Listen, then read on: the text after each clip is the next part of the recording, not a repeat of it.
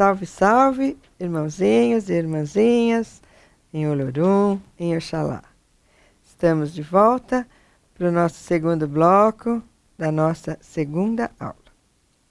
Então vamos falar um pouco sobre as influências e características dos guias espirituais que se manifestam na linha do Oriente.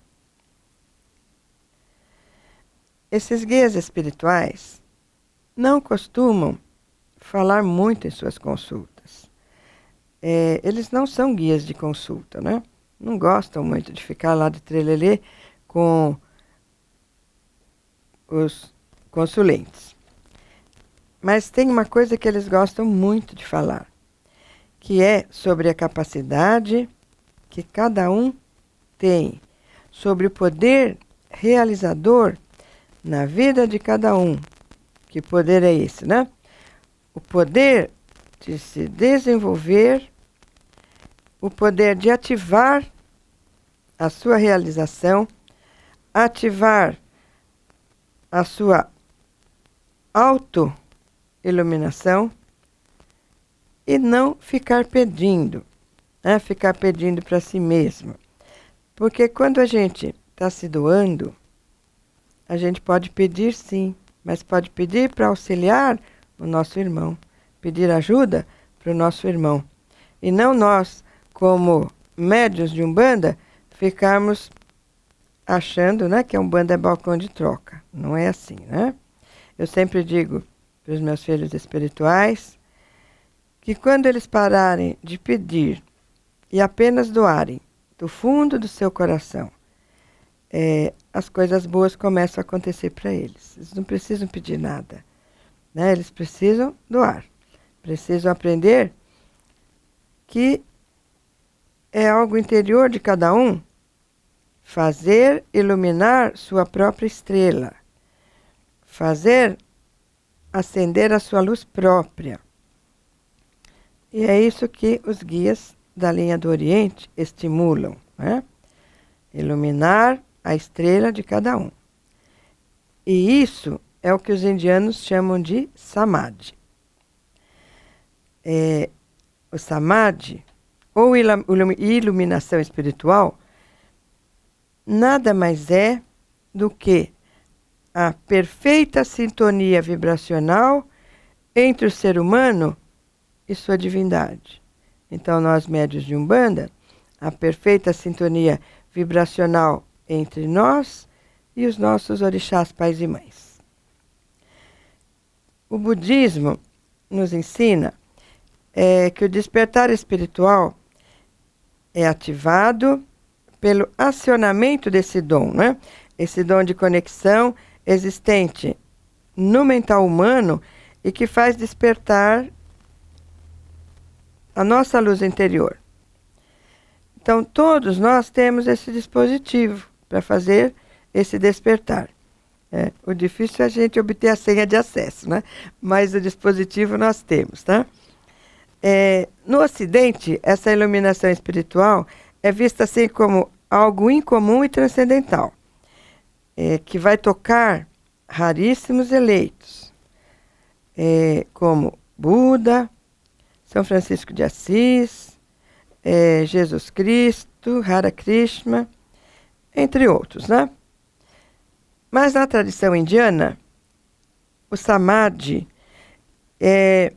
ele é visto assim, ele é considerado um despertar espiritual, sim, mas não é uma coisa que vai acontecer, né, de uma única vez, não. Ele pode ter vários graus de intensidade. Na Índia, o samadhi é pensado, antes de tudo, como uma bênção. Que bênção é essa, né? Essa bênção é como um estado de bem-aventurança. É uma sintonia vibracional profunda com uma divindade ou uma entidade espiritual. Nós médiuns, quando estamos incorporados e perfeitamente integrados com os nossos orixás e com os nossos guias espirituais, sentimos essa bem-aventurança, sentimos essa bênção. Isso para os indianos, já é um tipo de samadhi. Não é preciso chegar naquela iluminação plena e total, né, para você estar no samadhi, né? Então, os graus de intensidade variam desde uma simples irradiação prânica, não, prana, irradiando sobre nós, onde o fluxo da divindade, para nós do orixá, se esparge, né, pelo nosso corpo, pelo corpo do receptor, até um grau elevadíssimo, denominado despertar espiritual. Então, nesse grau de despertar espiritual, o chakra coronal é ativado. E o padrão vibracional de quem está recebendo, né, essa vibração vai ser elevado de tal forma que opera uma radical mudança em todos os sentidos da vida dessa pessoa. É muito interessante quando a gente observa os nossos filhos de Umbanda que levam a religião com seriedade, com amor, com carinho, com entrega, com estudo. Então você vê aquele filho que chega na casa, né? Depois você vai observando aquele filho depois que passa 1 ano, 2 anos. E aí você fala assim, nossa, mas como vocês estão ficando bonitos. Como vocês estão diferentes, né? Por quê? Porque eles estão passando por alguns graus de samadhi. Eles estão passando por alguns graus de iluminação. Então, é uma mudança, né, que ocorre no umbandista. Ocorre em todos? Não, né? Bom, então, eu quero relembrar novamente os dizeres do Arcanjo Micael, porque eu acho isso muito bonito, né? O que ele fala sobre o Sol, que a gente comentou na aula anterior. O Sol é o ponto de luz da mente de Deus dentro do sistema que ele constitui. É o centro onde a vontade de Deus é conhecida. E é também o ponto de amor do coração de Deus. Por isso, pode-se dizer que todo Sol, por menos que seja, é Deus em pessoa.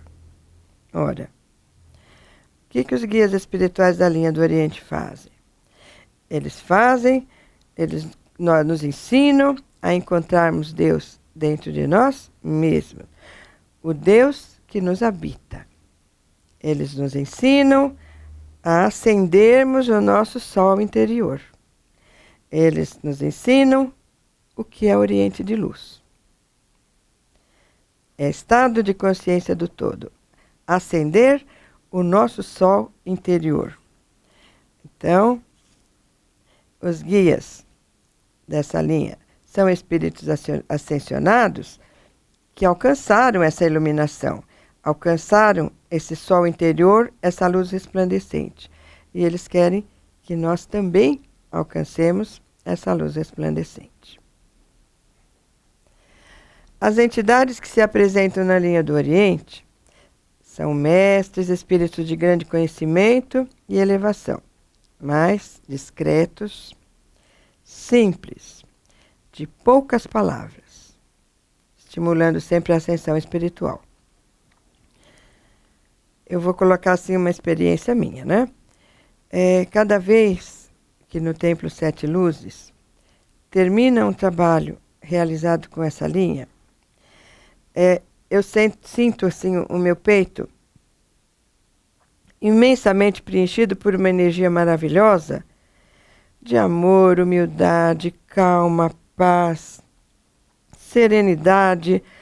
É como se aquilo tivesse semeado dentro do meu coração, mas tivesse sido plantado.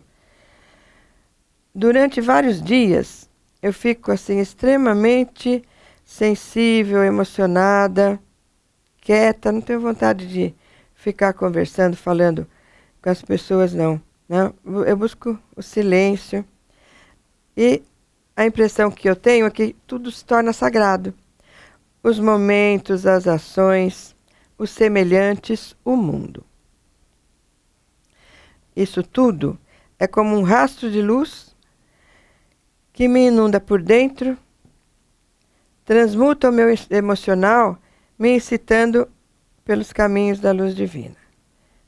E acaba até despertando de maneira mais rápida, né, o meu amadurecimento espiritual. Isso porque a relação com os irmãos se torna muito mais intensa e espontânea. Eu digo que esse ensinamento é um ensinamento direto, de coração para coração.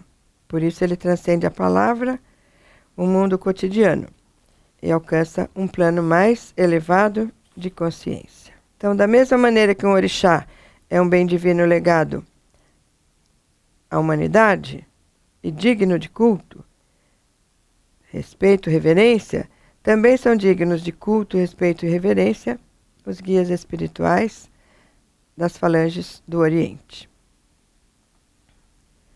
Muitos deles até já conquistaram graus semelhantes aos dos orixás intermediários. Então, não são guias de consulta como os demais, né? São mentores de cura, que nos fazem meditar longamente, né? Bom, então, terminamos esse nosso segundo bloco, a segunda aula, onde nós destacamos a atuação dos guias espirituais da linha do Oriente e destacamos o Samadhi ou iluminação espiritual. Que cada um de vocês possa permanecer essa semana em silêncio por alguns minutos pelo menos, né? Fechar seus olhos e buscar essa iluminação interior, nem que seja assim por um tempo pequeno. Então, até o próximo bloco.